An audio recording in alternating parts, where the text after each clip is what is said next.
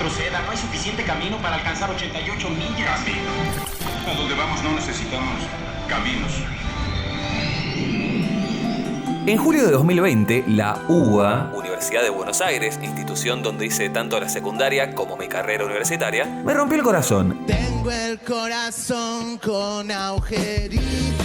Al anunciar su flamante licenciatura en Ciencia de Datos. Y más allá de discusiones súper interesantes y súper válidas respecto a si el ámbito académico formal es la mejor manera de aprender esta disciplina, o sea, la ciencia de datos, y de cuál es el lugar que debieran tener bootcamps, talleres y cursos, la realidad es que me dolió muchísimo una omisión muy grave en su plan de estudio: las ciencias sociales. ¿Saben cuántas materias hay vinculadas con esta rama a lo largo de todo el plan de estudios de esa flamante carrera? 0. No existe ninguna materia vinculada con esta rama. Economía, antropología, sociología, psicología son asignaturas que lamentablemente brillan por su ausencia. ¿Qué esconde esta omisión y cuáles son los problemas que trae considerar que la ciencia de datos y la programación son la misma cosa? Hola, soy Hernán Escudero y estás escuchando Buena Data, un podcast para entender, desmitificar y cuestionar el mundo de los datos y el uso de algoritmos. Aquí vamos a hablar de la ética en la inteligencia artificial, de los sesgos en la tecnología y cómo nos afectan como sociedad, discutiendo la realidad de una disciplina en constante evolución, cuyo crecimiento y omnipresencia nos afecta a niveles que aún no conocemos del todo. En el capítulo de hoy vamos a hablar de la importancia de las ciencias sociales para la ciencia de datos, qué relación existe entre ambas y cuál es el rol del pensamiento crítico en nuestra profesión. Así que sin más preámbulos, arranquemos con Buena Data.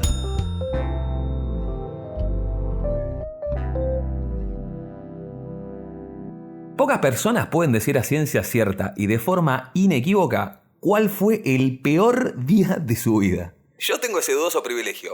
Fue el 26 de enero del 2018. Ese fue el día en que no solo me robaron mi amada bicicleta en la puerta de una importante empresa de software argentino, sino que fue el día en que se emitieron 258 telegramas de despido para personal del Instituto Nacional de Tecnología Industrial, INTI, organismo científico y tecnológico del Estado Nacional Argentino. Y uno de ellos tenía mi nombre y apellido. Tras 4 años de trabajar en comunicación científica y otros 4 años más haciendo desarrollo territorial con tecnologías populares, trabajaba en saneamiento seco y construir estufas de barro, el gobierno de aquel entonces decidió echarme de mi puesto junto a otras casi 300 personas por ser activistas gremiales. Pregunta para Marcos Peña: ¿por qué motivo se despidió en el INTI a 250 empleados? Básicamente porque no iban a trabajar o porque no desempeñaron un trabajo correcto, se decidió que no continuaran.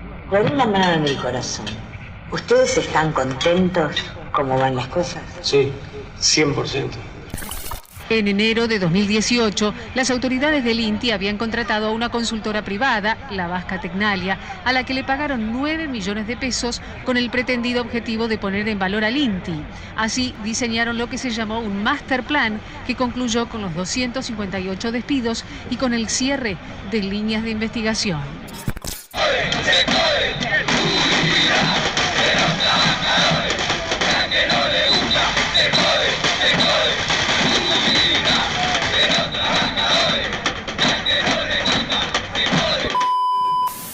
Recuerdo muy bien el momento de estar parado en la puerta del INTI en una situación de mucha tensión y nerviosismo. Y recuerdo que no tenía ninguna duda de que mi nombre iba a estar presente en la lista que mi gerente iba leyendo en la puerta del instituto, rodeado de policías y de gente que se desplomaba en llanto. Pero lo que más recuerdo fue cómo en ese momento de muchísimas emociones encontradas, tuve un momento de claridad y de frialdad mental.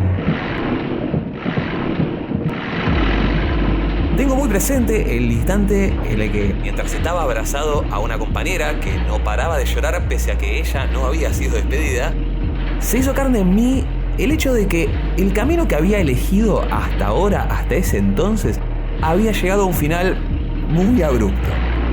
todas las decisiones que yo había tomado a mis 14 años cuando decidí que quería hacer exactamente lo que estaba haciendo, me habían llevado hasta ese punto donde una topadora amarilla y neoliberal me reventó el piso sobre el cual estaba parado sin ninguna posibilidad de reconstruirlo. Y ahí me pregunté, ¿qué hago? Si me vuelvo loco le puedo hacer mucho daño a todos ustedes. La respuesta a esa pregunta la encontré unos meses después cuando me anoté en el ostentosamente llamado Curso de Introducción a Big Data para Ciencias Sociales. En aquel mes de julio, cuando el profesor compartió pantalla y vi por primera vez en mi vida la interfaz de RStudio, supe que había encontrado el camino. Por ley somos todos felices. Y ya está, ya lo resolvimos.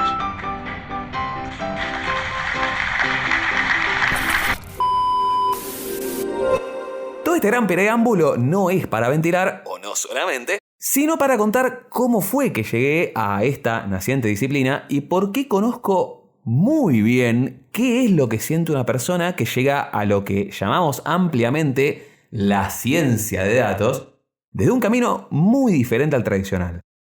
Me parece importante hablar no solo de lo que las ciencias sociales pueden y deben ofrecer en la práctica concreta de la ciencia de datos, sino también de quienes somos los profesionales que venimos de sociales y nos metemos en el mundo de los datos. Se dice mitad en chiste y mitad en serio que los sociólogos somos una máquina de generalizar y de prejuzgar. Ah, en serio. Y ¿saben qué? Ahora no voy a hacer la excepción. Quienes venimos de un área más social, tenemos otra clase de inclinaciones y de aptitudes. Es cierto, no salís de sociología sabiendo programar algoritmos, no egresás de antropología con los fundamentos de la teoría computacional, ni tampoco te gradúas de filosofía multiplicando matrices a mano. Pero así como las ciencias exactas se apoderaron hace ya siglos del término ciencias duras para referirse a sí mismas, en contraposición a unas ciencias blandas, que serían las humanísticas, eso que antes era casi que una señal de desprecio, hoy en día son habilidades muy requeridas. Lo que cuando yo estudiaba era conocido como pensamiento crítico, metodología de investigación y capacidad de comunicar ideas, hoy el mercado lo llama soft skills.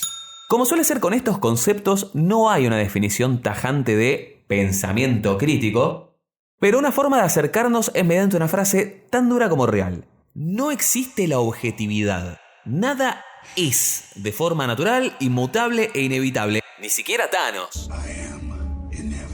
Y acá viene el eslogan de cabecera de la sociología. Todo es una construcción social. El primer paso es entender que todo, pero todo, absolutamente todo lo que pensamos, hacemos, vemos, sentimos y creemos, tiene un sesgo de algún tipo. El lugar en el que crecimos, el tiempo en el que vivimos, nuestra situación socioeconómica, nuestro entorno familiar, nuestros amigos, etcétera, todo eso moldea poquito a poquito cómo entendemos y cómo interpretamos el mundo y por consecuencia cómo consideramos que el mundo es y cómo debiera ser. ¿Te imaginas al mundo sin abogados? Y este es un punto que es especialmente importante en nuestra actualidad. La definición de las cosas que son un problema, ¿sí? Que son consideradas un problema, ha cambiado y va cambiando siempre con el tiempo. Hace 100 años no era un problema que las mujeres no votaran. Hace 40 años no era un problema fumar en un transporte público. Hace 20 años no era un problema hacer un chiste transodeante. Ojo, que quede claro, no es que en sí mismo no fueran un problema, sino que estas cosas eran consideradas aceptables socialmente o por lo pronto aceptadas por lo que sería la opinión hegemónica de la sociedad, ¿sí? Por una gran parte de la sociedad. Era lo que se consideraba el sentido común en aquel entonces, las cosas que sí eran válidas, que sí eran lícitas y aquellas que no las son. A lo que voy con todo esto es que el pensamiento crítico implica un ejercicio permanente de cuestionarlo todo. Y en ese cuestionarlo todo, garantizar que los presupuestos que rigen nuestro accionar sean informados o al menos manifiestos.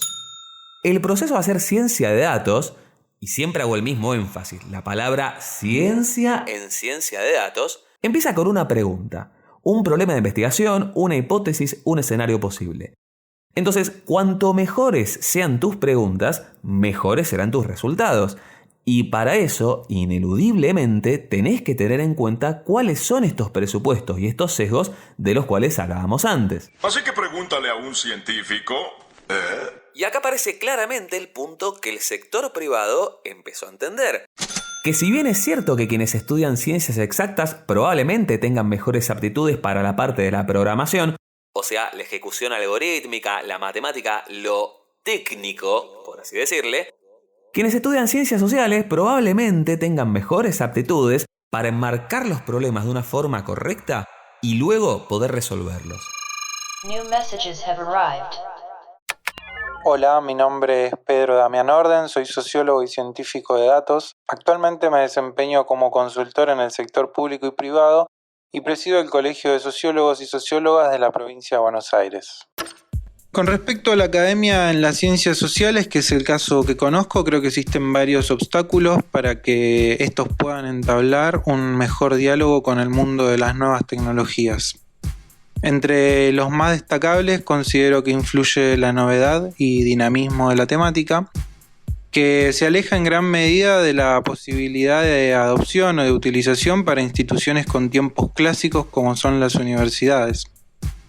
En ese sentido, la enseñanza de saberes y destrezas vinculadas a nuevas tecnologías y a la innovación en general requiere de recursos y formas de hacer las cosas que hoy en la academia no se encuentran, no están, y creo que en determinado punto tampoco creen necesitar, sino claramente que las incorporarían.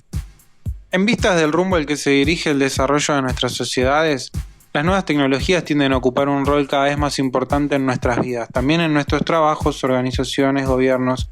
En este tema parecería ser que no hay mucha grieta. Por lo tanto, creo fundamental que exista una incorporación temprana de nuevos saberes técnicos como la programación y la robótica en la enseñanza básica y sobre todo en el trayecto universitario, y esto como una forma de favorecer el desarrollo de sujetos profesionales contemporáneos, es decir, propios de su época, y en una clara sintonía con la demanda del mercado de trabajo. En última instancia se trata de darle herramientas a las y los estudiantes de la universidad para poder hacer frente a la complejidad del mundo del mañana, ¿sí? Cuando estamos pensando en estudiantes estamos pensando en los profesionales del futuro. Hola, yo soy Juana y mi formación es en Ciencias Sociales y Humanidades, pero hace 8 años que trabajo en empresas de tecnología y hace 4 años que estoy enfocada en IT Recruiting o Tech Recruiting. Y a mí me ha servido muchísimo venir de las Ciencias Sociales y es un mito que si estudiaste Ciencias Sociales o una carrera de Humanidades no te va a servir ese conocimiento que tenés para trabajar en empresas. Te va a servir y un montón porque te va a ayudar muchísimo a entender las relaciones no solo entre las personas, sino entre los diferentes actores sociales. No hace falta estudiar una carrera completa, pero tener formación en ciencias sociales es algo que realmente es necesario, no solo para los puestos que se consideran entre comillas más soft, sino también para puestos que quizás son bien de tecnología. También creo que las carreras universitarias y terciarias que enseñan ciencias sociales tienen muchísimas falencias y las sigo viendo hoy en día cuando hablo con personas que están súper capacitadas, pero no tienen ni idea de cómo aplicar este conocimiento, ni siquiera saben cuáles son sus posibilidades de inserción en las diferentes organizaciones, sacando lo clásico de investigación académica y educación. Pero no es culpa de la persona que estudió eso, es culpa de la academia que no difunde este conocimiento, y como los profesores, generalmente las personas que dan clases en las universidades son personas que no trabajan en estas áreas y tienen también, muchas veces, no todos, pero varios tienen un prejuicio ante la salida laboral en empresas, es como venderse al mercado, no te transmiten esto. Y quizás hay pequeñas agrupaciones que sí están saliendo a contar todo esto, pero bueno, no tiene tanta difusión.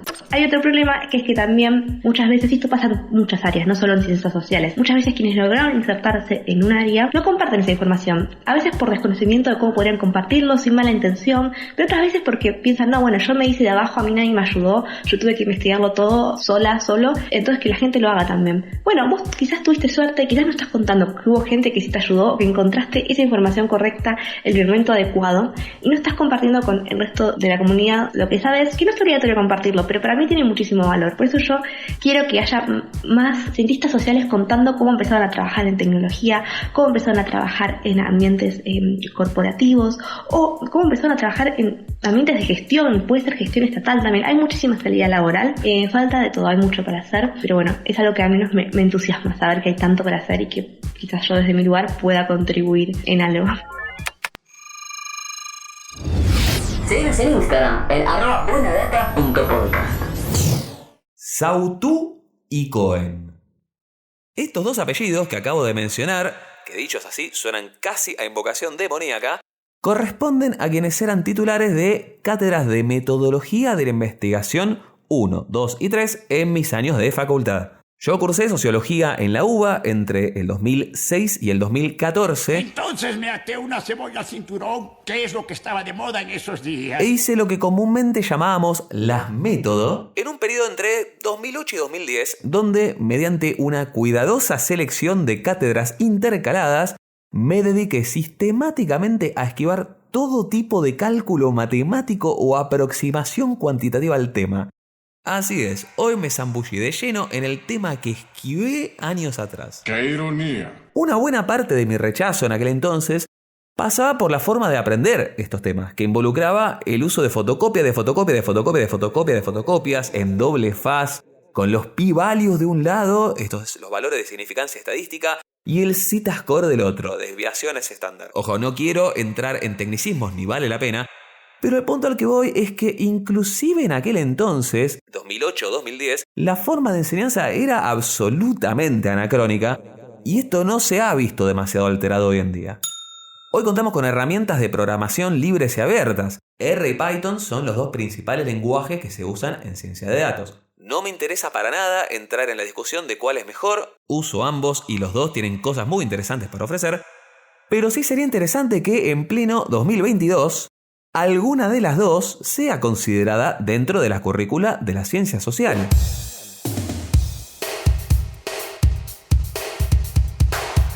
En su libro Data Feminism, las autoras Catherine D'Ignacio y Lauren Klein plantean un punto muy concreto. What gets counted, counts. Juego de palabras cuya traducción sería aquello que es contado es lo que cuenta. Un ejemplo muy concreto es lo que ocurre con aquellas personas no binarias, es decir, quienes no se reconocen ni como hombres ni como mujeres. Las autoras explican. Hay un estimado de 9 a 12 millones de personas no binarias en el mundo. Al crearse una cuenta online o sacar un pasaporte, en la amplia mayoría de los casos, las únicas opciones son hombre o mujer. Si las empresas y organismos estatales se rehúsan a ampliar esas categorías para recolectar la data apropiada, no tienen ningún derecho en decir que no son suficientes personas para que valga la pena un cambio en las categorías. Si no tenés una correcta categorización, no tenés la data apropiada. Y sin la data apropiada, no puede haber cambio social. Esto va de la mano con lo que hablábamos en el capítulo anterior respecto de qué es la realidad y cómo podemos traducirla en datos. Y como si nos faltara una complejidad adicional en todo esto, como sabemos muy bien quienes venimos de las ciencias sociales, los instrumentos de recolección de datos, o sea, las encuestas y las entrevistas, también están teñidos de subjetividades e inexactitudes imposibles de evitar. Veamos esto con un ejemplo muy concreto. Si yo hago una encuesta y le pregunto a miles de personas, en una escala del 1 al 5, ¿cuán de acuerdo estás con la frase yo discrimino a personas que tienen un color de piel más oscuro que el mío? Estoy bastante seguro de que ese cuestionario tendría valores mayoritariamente cercanos al 1. Sin embargo, también estoy muy seguro de que una amplísima mayoría de encuestados y encuestadas me habría mentido en la cara. ¿Por qué? Porque nadie quiere confesarse como racista. Hola, ¿cómo están? Buenas noches, bienvenidos a Diana con vos. ¿Cómo están? He decidido ponerle trastornados. Soy de la misma idea de Babi Echecopar. La pareja de homosexuales, suponte que adoptan un chico, un varón. ¿No podría producirse una violación? Ay, Mirta. Entonces, si nadie se reconoce homófobo, transodiante y clasista, ¿cómo podemos entender la situación real y por lo tanto cambiarla? Esto pasa con muchísimos otros puntos más, que son justamente aquellos que tienen una sensibilidad social importante, cuestiones de género, de etnia, de clase, etc. Y vale mencionar que, curiosamente, estas mismas herramientas que tenemos, las que nos hacen cuestionadores natos, en buena medida son las mismas que también nos permiten desempeñarnos con bastante idoneidad en ámbitos más cercanos a lo que se suele llamar el negocio. Porque la idea de brindar valor mediante un análisis de datos o un modelo de machine learning requiere abordar un problema desde múltiples perspectivas y con una mirada en algún punto empática. Entender cómo investigar, con qué herramientas y desde qué enfoques es crucial para tener los mejores datos posibles. La tecnología. Esa creación que nos enorgullece. Esa herramienta que nos damos y nos hace mejores.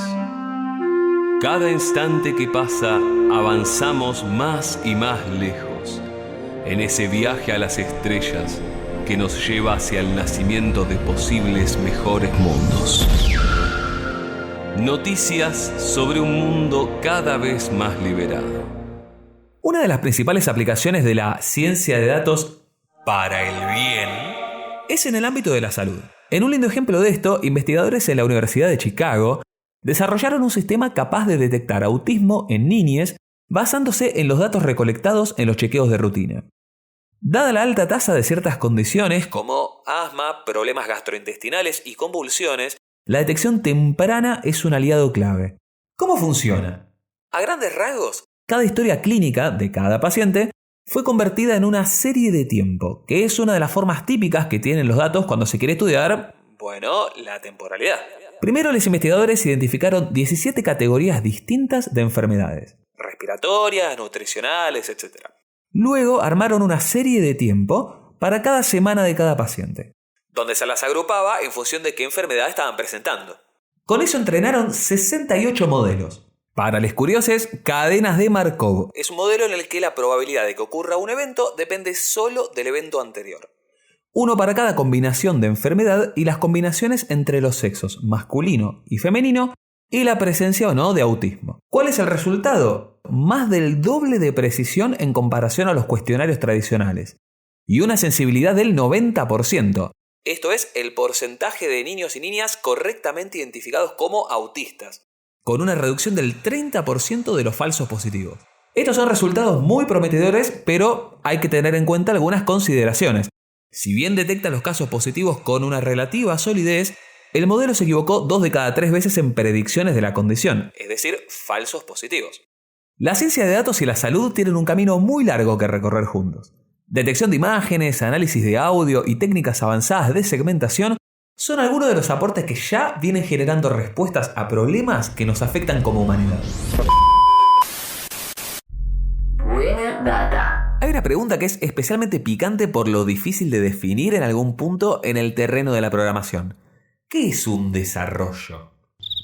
Pero yo le agregaría más. ¿Desarrollo de qué, para qué y para quiénes? Me parece súper importante poner estas preguntas arriba de la mesa porque creo que la ciencia de datos como disciplina rara vez se da la oportunidad a sí misma de reflexionar sobre esto. Pensemos por ejemplo en el desarrollo arquetípico de la práctica en datos, un modelo de Machine Learning. La concepción etimológica de la palabra desarrollo implica justamente el despliegue de algo que ya estaba adentro en el ser mismo, es algo que se desarrolla. Y en esa línea cabe mencionar cuál es el supuesto fundamental del Machine Learning, que el hoy se comporta más o menos como se comportó el ayer y que el mañana se va a comportar más o menos como se comporta el hoy. Entonces, ¿a qué voy con todo esto? A que si nos limitamos a ser desarrolladores, sin ofender, y no pensamos más allá de nuestros inputs, outputs, librerías, corremos un serio riesgo de estar repitiendo sin darnos cuenta un montón de patrones y comportamientos que no hicieron más que generar la desigualdad que tenemos hoy en día. Para que quede bien claro el punto, vamos a poner un ejemplo concreto. Supongamos que trabajamos en un banco y estamos trabajando en un modelo que busca encontrar la probabilidad de que una persona pague o no un crédito de forma tal de considerar cuán apto o no está para recibir dicho producto. Este es un caso bastante arquetípico en cualquier caso de banca en ciencia de datos en un equipo de analítica avanzada. Recordemos el funcionamiento un poquito de estos modelos de una forma un tanto rudimentaria. Pero la idea básica es que a partir de ciertas variables, como pueden ser cantidad de saldo disponible, años de antigüedad, tipo de cuenta, etcétera, etcétera, obtendremos una probabilidad que a efectos comunicativos lo solemos decir en porcentaje, ¿sí? Entonces podríamos decir, por ejemplo, el cliente número 3 tiene una probabilidad del 90% de devolver el crédito. Ahora resulta que estamos trabajando en el modelo y detectamos que hay una variable que tiene un poder explicativo impresionante. Nos damos más de la alegría, nuestro jefe nos asciende, todo dicha felicidad, la empresa se hace mega multimillonaria más todavía. Are you ready to party? ¡Hasta el amanecer! Pero resulta ser que esa variable es el segmento socioeconómico al que pertenece. Entonces, mientras que el cliente número 3, que tiene un 90% de devolverlo, pertenece al sector más pudiente de la sociedad, el cliente número 7, que el modelo arrojó que tiene una probabilidad del 45% de devolverlo, pertenece al sector menos pudiente. Entonces aparece una pregunta muy interesante que es, ¿qué vino primero? Dado que la persona no puede pagarlo, ¿no se le ofrece un crédito? ¿O como a la persona nunca se le ofrece un crédito, sigue estando en una situación socioeconómica de la que no puede salir? Es imprescindible que quienes practicamos esta disciplina nos hagamos esta clase de preguntas, en este y en otros ejemplos. ¿Por qué? Porque el hecho de incorporar una variable, recordemos, una variable es un recorte observable de la realidad, a un modelo que va a tener un impacto concreto en la vida real, implica inequívocamente que esa variable, esa dimensión, va a tener una repercusión directa en el resultado, tanto para bien como para mal. La tecnología. Ese monstruo que liberamos. Ese Dios que creamos y nos domina. Cada instante que pasa nos sumergimos más y más en ese espejo negro que nos lleva hacia nuestro inevitable colapso. Noticias sobre un mundo cada vez más esclavizado. Skynet comienza a crecer a un ritmo geométrico. Todos los aviones bombarderos tendrán computadoras ciberdines sin ser tripulados. Volarán con récord perfecto de operación. Las decisiones humanas se separarán de la defensa. Tal vez recuerden que en el primer capítulo dije que faltaba para llegar a Skynet. Pero si hay alguien que está haciendo todo lo posible para achicar esos tiempos, es nada más ni nada menos que la OTAN. La OTAN. La OTAN, la Organización del Tratado del Atlántico Norte, conformó un fondo de inversión de 1.000 millones de euros que a lo largo de 15 años irá apostando por el desarrollo de empresas tecnológicas que utilicen inteligencia artificial para la seguridad. Seguridad, en mi barrio eso se llama guerra. Entre los temas que están buscando desarrollar se encuentran el procesamiento de datos y cómputo vinculado a máquinas autónomas, biotecnología, formas de propulsión, materiales, energía y Human Enhancement, que podría traducirse como humanos mejorados. Si bien no especifican de qué se trata, en lo personal he leído la suficiente ciencia ficción como para intuir por dónde viene la mano. Una mano cada vez más cercana a la de un cyborg que no dude ni sienta nada al momento de apretar un gatillo. Hasta la vista, baby. Imagínate un soldado en el frente de batalla, entrenado en entornos sintéticos de alta performance, guiado por comandos portátiles y alimentado de datos provistos por miles de horas de imágenes captadas por drones. Imagínate las últimas armas de energía dirigida, usando algoritmos que van a la velocidad de la luz para protegernos. Esto que les acabo de leer no sale de un libro de Ray Bradbury, sino de un posteo de junio de 2022 de la página oficial del gobierno del Reino Unido. Lo más paradójico y escalofriante de todo esto es que saben perfectamente bien lo peligroso que es el escenario que plantean, porque en el párrafo siguiente argumentan: en las manos de nuestros adversarios, estos sistemas controlados mediante inteligencia artificial son una amenaza, y es imperativo que no les demos ventaja. Sabemos de los conflictos éticos que esto trae, pero pensá en los dispositivos que usan estas tecnologías que tenés en tu casa y pregúntate, ¿por qué no usarlos para defendernos a nosotros mismos y a nuestros valores? Bueno, esto es un podcast, así que no puedo quedarme sin palabras. Pero la verdad es que es difícil transmitir el horror que esto me despierta. ¿Quiénes tienen el poder de decidir quiénes son los malos de la película? ¿Cuáles son estos valores que sí pueden ser defendidos con estas armas y cuáles no?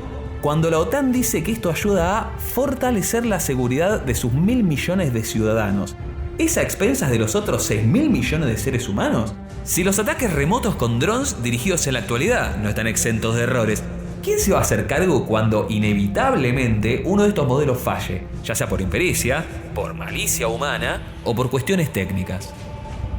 Las Naciones Unidas hace rato que vienen intentando proponer una prohibición a esta clase de armas, una especie de ampliación de los convenios de Ginebra que tiene la responsabilidad un poco contradictoria de poner reglas y prohibiciones a algo tan caótico, anárquico y destructivo como es una guerra. Aquí de inteligencia no hay nada. Hay mucho de artificial. Y tampoco en esa línea pareciera haber mucho de learning y diría que hay un exceso de machines. Mientras tanto, en parte gracias al uso y abuso de estas tecnologías, hay millones de personas que viven sometidas a las decisiones caprichosas que toman unos pocos que no hacen más que buscar su propio beneficio.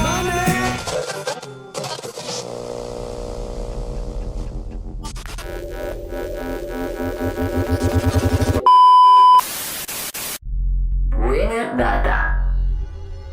El escritor de ciencia ficción Arthur Clarke planteó hace ya 60 años que cualquier tecnología lo suficientemente avanzada es virtualmente indistinguible de la magia. Pertenezco a la que creo que es la última generación que tuvo un contacto directo con lo analógico. Ayer rebobinaba cassettes con una virome y hoy si llueve me duele la rodilla. Y eso es lo que nos hace tener realmente dimensión, o al menos a mí, de qué es lo que tenemos en la mano cuando agarramos un celular. Ahora, como consumidores, podemos quedarnos con esa sensación de asombro sin profundizar mucho más allá. Pero quienes trabajamos y hacemos de esto nuestra profesión, no podemos quedarnos solo con esto. Yo tengo acceso a la discografía de mis bandas preferidas mediante una aplicación en un dispositivo que tiene cientos de veces más memoria RAM que la computadora que llevó al Apolo 11 a la Luna. Y eso, si bien es alucinante, no es magia, es tecnología. Yo escucho amigos, amigas, amigues decir que las redes sociales saben lo que están sintiendo y pensando antes de que ellas mismas se den cuenta de eso. Y eso, si bien es alucinante y un poco escalofriante, no es magia, es ciencia. Tenemos que saber y saber comunicarle al resto qué es lo que está pasando cuando el mago mete la mano en la galera y saca un conejo.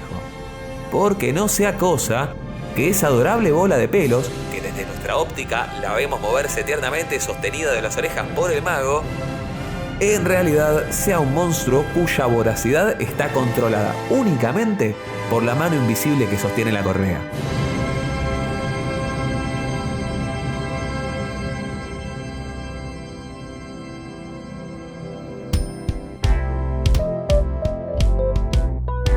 El episodio de hoy terminó, pero la discusión por el uso responsable de los datos continúa en Instagram, en @buenadata.podcast. También me podés buscar en LinkedIn como Hernán Escudero, donde comparto y divulgo más información sobre la ciencia de datos. Y si querés saber un poco más sobre cuestiones técnicas, podés buscar lo que hacemos en Deployer.ai, una agencia de datos especializada en la puesta productiva de modelos de Machine Learning que comparte todo lo que aprende e investiga. Hacemos buena data. Madrecaster Media, producción, edición, diseño sonoro y postproducción sonora. Circular.lat, en comunicación y dirección de arte. Y Hernán Escudero en idea y música original, producción, guión y grabación. Esto fue Buena Data y nos volveremos a escuchar en el próximo episodio.